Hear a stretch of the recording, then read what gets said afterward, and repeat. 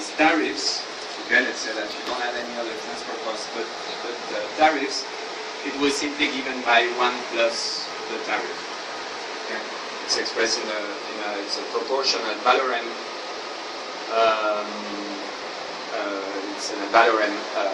It's expressed in a Valorem terms.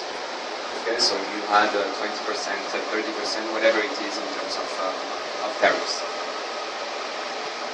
So what we had in the first 2 steps was at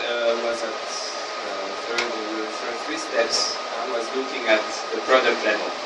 Okay, but we cannot estimate it at that level. So what we can do is that we can aggregate across varieties. In this specific context, all varieties are symmetric. Okay, so it's they share the same production prices, okay, which might not be realistic, but it's a simplification. You can include, so you have some other specification that allow for a for a symmetric type of settings, but you will end up with something more complicated in terms of expressions, but with similar properties, okay, comparative statics properties. So if you aggregate across varieties, all the details, these details,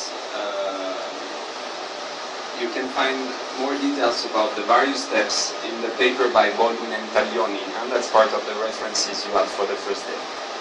So don't worry if you're missing something. I'll just try to stay the most intuitive, as intuitive as possible.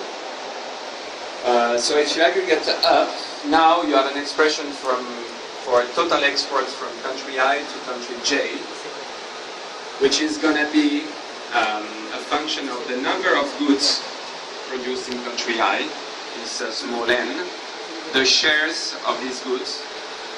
Okay, there are symmetries, so basically they are the same shares, they have the same prices,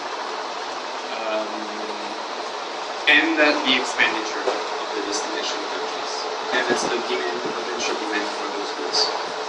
So you can rearrange and use the expressions, the identities that we just set up in step 3, for instance, to have the next, the final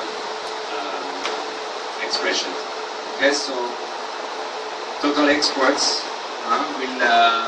will depend positively on the relative price of the average price of